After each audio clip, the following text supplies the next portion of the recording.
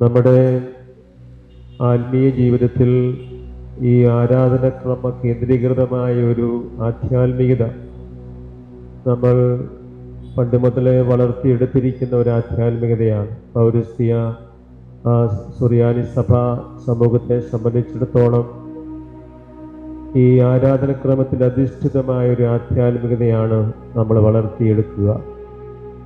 നമ്മുടെ ആണ്ടുവട്ടത്തെ ഒരു വർഷത്തെ മുഴുവൻ 8 കാലങ്ങളായിട്ട് തിരിച്ച് ആ 8 കാലങ്ങളിലും അനാവരണം ചെയ്യപ്പെടുന്ന മെസ്സിഹ രഹസ്യങ്ങൾ നമ്മുടെ ധ്യാന വിഷയത്തിൻ്റെ ഭാഗമാക്കുമ്പോൾ അത് ലിറ്റർജിക്കൽ സ്പിരിച്വാലിറ്റി ആകും.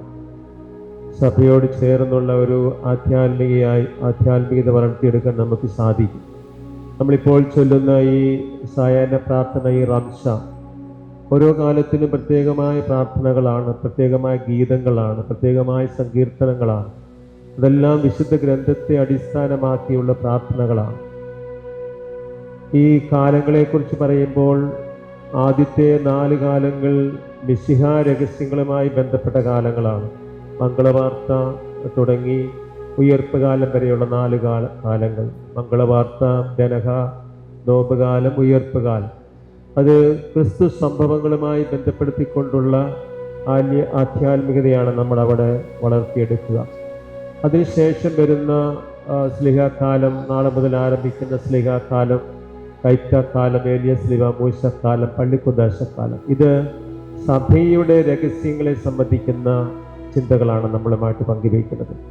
അപ്പോൾ മിശിഹ സംഭവങ്ങളും മിശിഹ രഹസ്യങ്ങളും സഭയുടെ രഹസ്യങ്ങളും കോർത്തിണക്കിക്കൊണ്ട് ഒരു വർഷം മുഴുവൻ നമ്മൾ വ്യത്യസ്തമായ ആത്മീയതയിലൂടെ, ചിന്തകളിലൂടെ കടന്നു പോകുന്നതാണ് നമ്മുടെ ആരാധനക്രമ അധിഷ്ഠിതമായിട്ടുള്ള ആധ്യാത്മികത എന്ന് പറയുന്നത്. പന്തക്കുസ്ത തിരുനാളിനെ കുറിച്ച് നമ്മൾ ചിന്തിക്കുമ്പം ഈ പന്തക്കുസ്ത എന്ന വാക്കിൻ്റെ അർത്ഥം തന്നെ 50 എന്നാണ്. പഴയ നിയമത്തിൽ പന്തക്കുസ്ത തിരുനാളുണ്ട്. പഴയ നിയമത്തിൽ ഇത് വിളവെടുപ്പുമായി ബന്ധപ്പെട്ട ഒരു തിരുനാളാണ്. ആദ്യ ഫല സമർപ്പണത്തിൻ്റെ തിരുനാൾ എന്നൊക്കെ ഇതിനെ വിശേഷിപ്പിക്കുന്നുണ്ട്.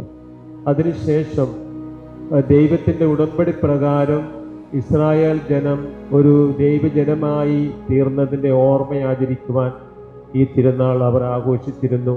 ഈ തിരുനാൾ അങ്ങനെ അറിയപ്പെട്ടിരുന്നു. പുതിയ നിയമത്തിലേക്ക് വന്നു കഴിയുമ്പോൾ വ്യത്യസ്തമായ ഒരു അർത്ഥതലം അതിനുണ്ട്.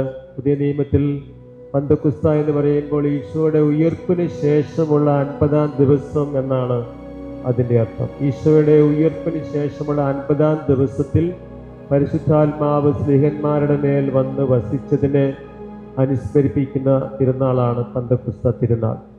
അന്നാണ് സഭ ഔദ്യോഗികമായിട്ട് ഉദ്ഘാടനം ചെയ്യപ്പെട്ടത്. പരിശുദ്ധാത്മാവിനാൽ നിറഞ്ഞ് സ്ലീഹന്മാർ ലോകത്തിലെ നാനാഭാഗങ്ങളിലേക്കും പോയി സഭാ സമൂഹത്തിന് അടിസ്ഥാനമിടുകയാണ്. രക്ഷയുടെ സുവിശേഷം ലോകത്തെല്ലായിടത്തും അറിയിക്കപ്പെടുകയാണ്.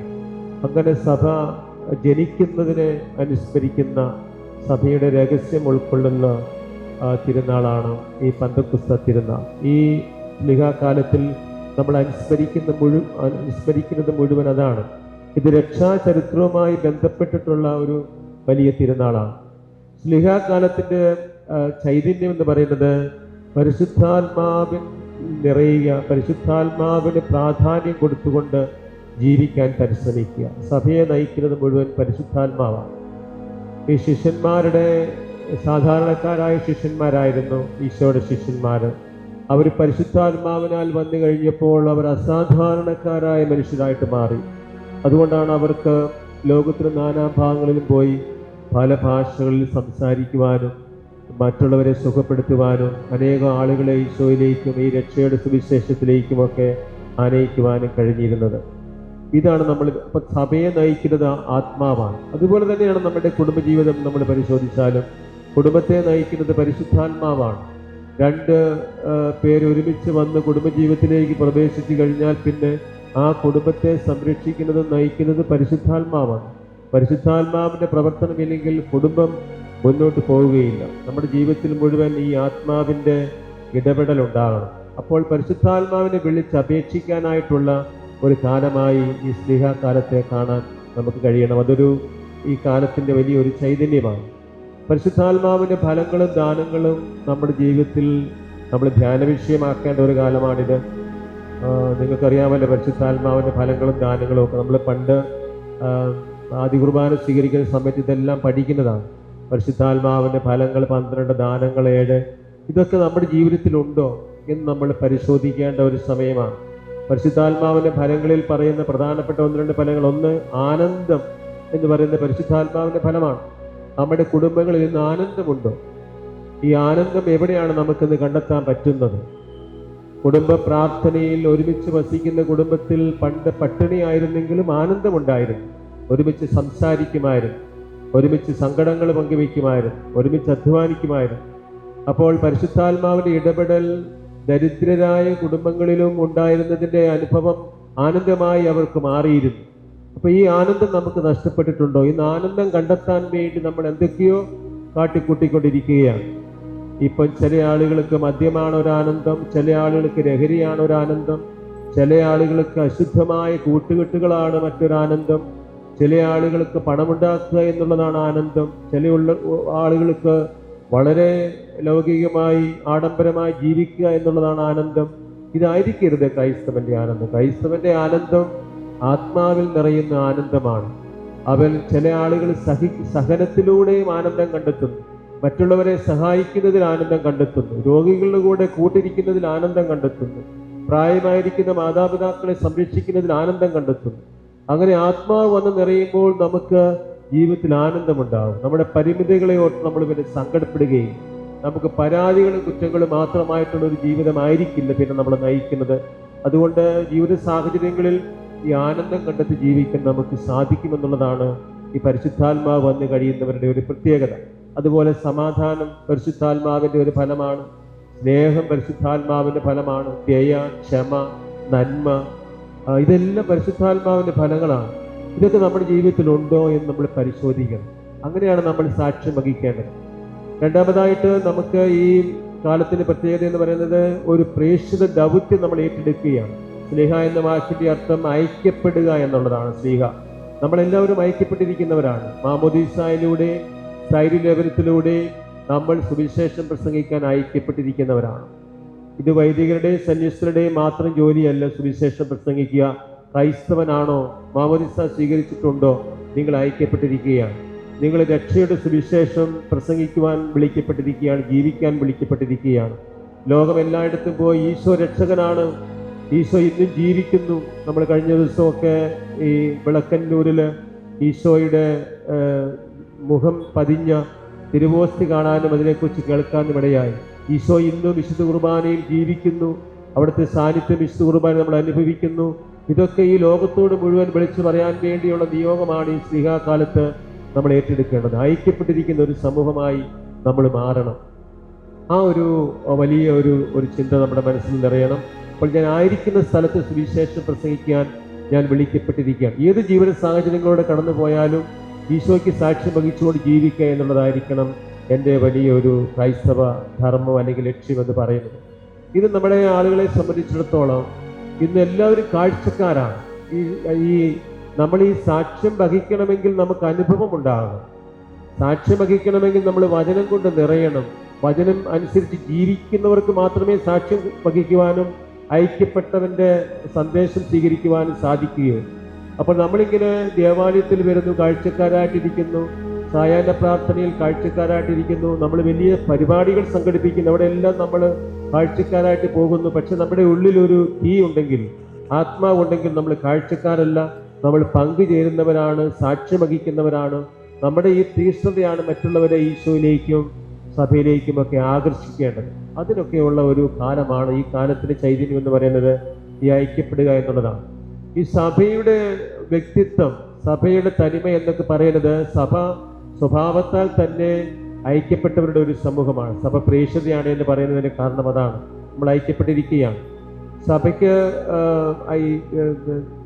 ആരാധിക്കുന്ന ഒരു സമൂഹമാണ് സഭ.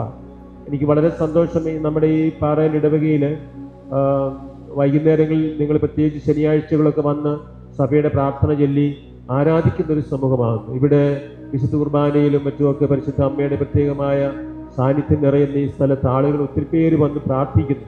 നമ്മുടെ ബേസിക് ആയിട്ടുള്ള ഒരു ഐഡന്റിറ്റി എന്ന് പറയുന്നത് നമ്മൾ ആരാധിക്കുന്ന ഒരു സമൂഹമാണ്. സഭ എന്ന് പറയുന്നത് പ്രാർത്ഥിക്കുന്നവരുടെ, ആരാധിക്കുന്ന ഒരു സമൂഹമാണ്. രണ്ട്, നമ്മൾ പ്രൊക്ലെയിം ചെയ്യുന്നവരുടെ ഒരു സമൂഹമാണ്. നമ്മൾ പ്രസംഗിക്കേണ്ടവരുടെ ഒരു സമൂഹമാണ്, പ്രഘോഷിക്കേണ്ടവരുടെ ഒരു സമൂഹമാണ്. ഈശോയെ പ്രഘോഷിക്കണം, ഈശോയെ ജീവിതത്തിലൂടെ, സ്വയം സാക്ഷ്യത്തിലൂടെ പ്രസംഗിക്കാൻ വിളിക്കപ്പെട്ടവരാണ്. മൂന്നാമതായിട്ട് നമ്മൾ സേവനം ചെയ്യുന്നവരുടെ ഒരു സമൂഹമാണ്, പങ്കുവെക്കുന്നവരുടെ ഒരു സമൂഹമാണ്. ഇതാണ് സഭയെ സഭയാക്കുന്നത്. അപ്പൊ ഈ സഭയുടെ ഈ തനിമയും ഐഡന്റിറ്റിയും നിലനിർത്തിക്കൊണ്ട് ഈ കാലത്തോട് ചേർന്ന് പ്രവർത്തിക്കുവാൻ നമുക്കിടയാകണം. അതിനെല്ലാവർക്കും ഇടയാവട്ടെ എന്ന് ഞാൻ ആശംസിക്കുകയും പ്രാർത്ഥിക്കുകയും ചെയ്യുകയാണ്. നമ്മൾ ജൂബിലി വർഷത്തിലാണ്. രക്ഷകനായി അവതരിച്ച വചനമാകുന്ന ഈശോയുടെ വരവിൻ്റെ ജൂബിലിയാണ് നമ്മൾ ആഘോഷിക്കുന്നത്. അപ്പോൾ ഈ ജൂബിലി വർഷം നമ്മൾ ഈ സ്ലീഹാക്കാലത്ത് ചെയ്യേണ്ട കുറേ കാര്യങ്ങൾ പ്രത്യേകം അതിരൂപതയിൽ നിർദ്ദേശിച്ചിട്ടുണ്ട്. അഭിവന്യ പിതാവിൻ്റെ നിർദ്ദേശം അനുസരിച്ച് നമ്മൾ പ്രത്യാശയുടെ അടയാളങ്ങളായിട്ട് കുട്ടികളെയും യുവജനങ്ങളെയും കാണണം. കുട്ടികളും യുവജനങ്ങളും പ്രത്യാശയുടെ അടയാളങ്ങളാണ്.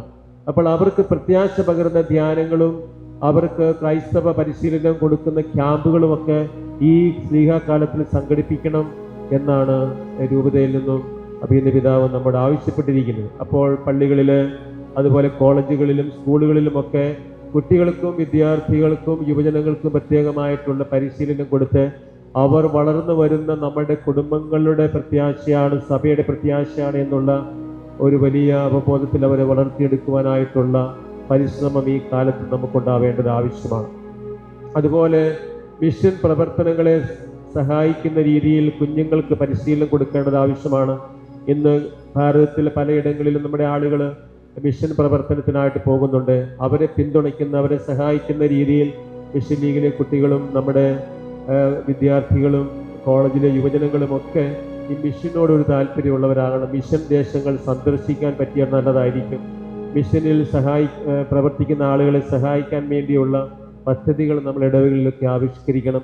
അങ്ങനെ ഈ കാലഘട്ടത്തിൽ നമുക്ക് ഈ പ്രേക്ഷിത ദൗത്യത്തിൽ പങ്കാളികളാകുവാനായിട്ട് യുവജനങ്ങളെയും കുഞ്ഞുങ്ങളെയും പ്രേരിപ്പിക്കേണ്ടതും വലിയൊരു ആവശ്യമാണ്. നമ്മൾ മഹാജൂബിലിയോട് അനുബന്ധിച്ച് 2-3 പ്രധാനപ്പെട്ട പരിപാടികൾ കൂടിയാണ് ഇനി സംഘടിപ്പിക്കുന്നത്. ഒന്ന്, നമ്മൾ ഇടവകൾ തോറും വൈകുന്നേരങ്ങളിൽ നടത്തുന്ന ഒരു ഷാലോം നൈറ്റ് എന്ന പേരിൽ ഒരു അനുരഞ്ജന ദിവ്യകാരുണ്യ ആരാധന അനുഭവം എല്ലാ ഇടവകളിലും സംഘടിപ്പിക്കുന്നുണ്ട്. അതുപോലെ തന്നെ നമ്മൾ പ്രത്യാശ ജ്യോതി പ്രയാണം എന്ന പേരിൽ എല്ലാ കുടുംബങ്ങളിലും സമാധാനവും കർത്താവിന് ശാന്തിയും കുടുംബ ബന്ധങ്ങളുടെ നവീകരണമൊക്കെ ലക്ഷ്യം വെച്ചുകൊണ്ട് ഒരു പ്രയാണം സംഘടിപ്പിക്കാനായിട്ട് പദ്ധതി ഒരുക്കുന്നുണ്ട്. മൂന്നാമതായിട്ട് നമ്മൾ ഈ മരിയൻ തീർത്ഥാടന കേന്ദ്രമായ പാറപ്പള്ളിയിലേക്ക് നമ്മുടെ അതിരൂപതയിലെ എല്ലാ ഇടവകളിൽ നിന്നും തീർത്ഥാടകർ എത്തിച്ചേരുവാൻ വേണ്ടിയുള്ള ഒരു തീർത്ഥാടനം ജൂബിലിയുടെ ഭാഗമായിട്ട് സംഘടിപ്പിക്കുന്നുണ്ട്. അതെല്ലാം ഈ നവംബർ ഡിസംബർ മാസങ്ങളിലായിരിക്കും. അതിനുവേണ്ടിയൊക്കെ ഈ ഇടവക സമൂഹം മുഴുവൻ ഒരുങ്ങണം. പ്രാർത്ഥിച്ചൊരുങ്ങി തീർത്ഥാടനം നടത്തി നമ്മുടെ അതിരൂപതയുടെ തീർത്ഥാടന കേന്ദ്രമായ ഈ പാറയിൽ പള്ളിയിലേക്ക്, പരിശുദ്ധ അമ്മയുടെ സന്നിധിയിലേക്ക് അതിരൂപതയിലെ മുഴുവൻ ഇടവകളിൽ നിന്നും ജനങ്ങൾ ഒരു മാസം കൊണ്ട് വന്ന് കയറി ഇറങ്ങി പോകുന്ന വലിയൊരു പ്രാർത്ഥനാനുഭവം ഉണ്ടാക്കണം. ഇതൊക്കെ നമ്മളെ വിശ്വാസത്തിൽ ആഴപ്പെടുത്തുന്ന അനുഭവങ്ങളായിട്ട് മാറണം. അങ്ങനെ ഈ ജൂബിലിയുടെ ഇനിയുള്ള മാസങ്ങളിൽ വളരെ തീക്ഷ്ണമായി തീവ്രതയോടെ നമുക്ക് ഈ ശുശ്രൂഷകളോട് ചേരാം. നമുക്കതിലൂടെ മാറ്റവും നമ്മുടെ കുടുംബങ്ങൾക്ക് നവീകരണവും ഉണ്ടാകാൻ പ്രത്യേകം പ്രാർത്ഥിക്കുകയും ചെയ്യാം. നിങ്ങളുടെ പ്രിയപ്പെട്ട വികാരിച്ചിനെയും കൊച്ചച്ഛനെയും ഇവിടെ ശുശ്രൂഷ ചെയ്യുന്ന വൈദികരെയൊക്കെ ഞാൻ പ്രത്യേകമായിട്ട് അഭിമന്യ പിതാവിൻ്റെ പേരിലും അഭിനന്ദിക്കുകയാണ്. ഈ സമൂഹത്തെ ഒരു ആരാധനാ സഭാ സമൂഹമായി, ഒരു ആരാധനാക്രമത്തിൽ അധിഷ്ഠിതമായ ഒരു ആധ്യാത്മികത നിലനിർത്തുന്ന സമൂഹമായി ഒരുക്കി വളർത്തി എടുക്കുന്നതിലുള്ള സന്തോഷവും നിങ്ങളോടുള്ള നന്ദിയും ഈ അവസരത്തിൽ അറിയിക്കുകയാണ്. ദൈവം നമ്മളെ സമർത്ഥമായി അനുഗ്രഹിക്കട്ടെ.